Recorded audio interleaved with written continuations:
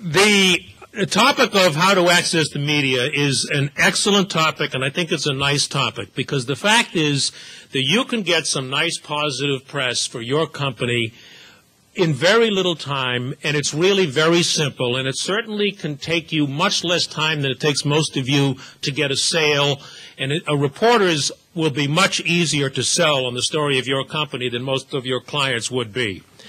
The first of the 15 tips that I have in 15 minutes is deceptively simple, is to notice bylines. Establish a contact, a dialogue with a reporter.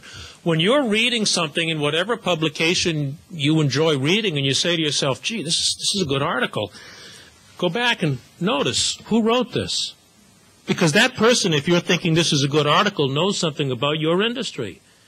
Often reporters' email addresses are at the end of the story now. Call the person or email and say, you know, I read your story yesterday and I thought that was really right on the mark. Well, the reporter is human. He's going to think, you know, this is really a very smart person on the phone calling me. And you can say, you know, the other part of that at our business is you mentioned they're doing this at the company you covered.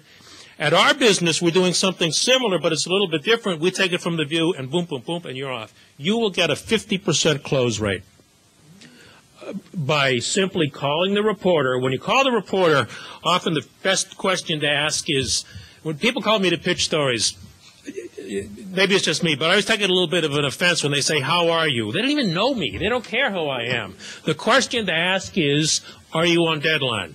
Do you have a minute? One of my tips in here, number 8 or 9, I'm going to jump to it right now, has come up several times here tonight. It's to boil down your elevator speech. It's to boil down your elevator speech to even less than 30 seconds to one sentence. Have a one-sentence statement once you engage the reporter in discussion. I was just talking to Andrew Canaperi here. It was a perfect example, not 5 minutes ago. I said, what do? He said, we make software for hospitals that gets patients in and out faster. Oh. Wow, that's great. How do you do that? Can you give some to the DMV? Can you do that? I mean, you're off and running on a discussion.